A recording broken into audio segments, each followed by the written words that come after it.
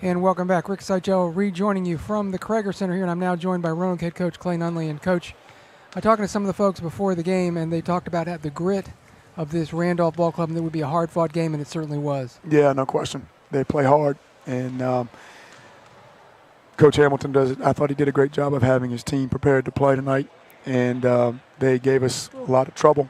They really took it to us from the start. Thought they got us on our heels early in the game. They were the tone setters.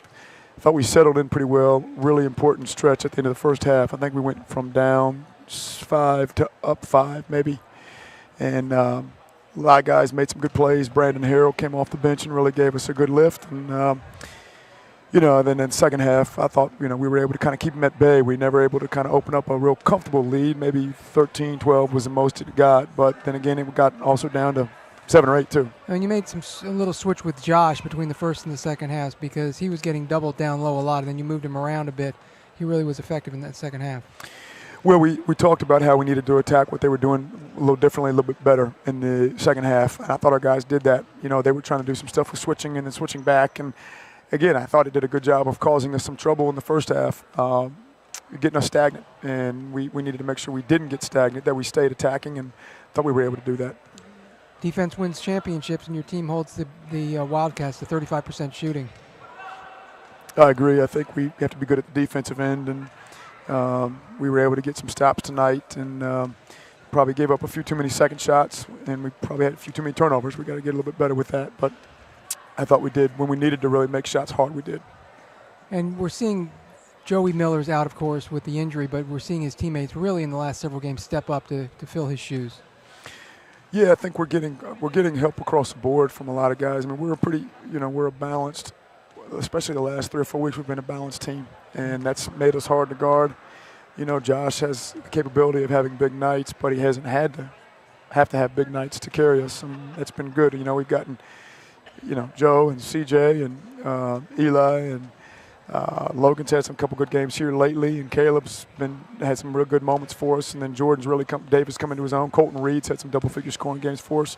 I thought Doug Elks gave us a good lift tonight. And I thought Huge. Brandon. Not just tonight. You look at Brandon. He's had several games here over the last month where when he's gotten in there, he's made some good plays for us. And so all of that's really helped us to be a balanced team that I think makes us harder to guard. And hopefully we can continue that into this weekend and into next week.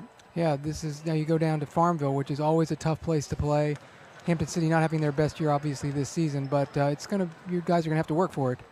No question, it's gonna be a hard place to play. They're good at home, and I'm sure they'll have a good crowd. It'll be their senior day. There'll be an emotionally charged environment for them because of that, I'm sure. And anytime you go on the road in this league, it's gonna be hard. So that's no different. But our guys, they've been good on the road, and we have to gear up and get ourselves right to be ready for another battle on Saturday. Last thing before I let you go.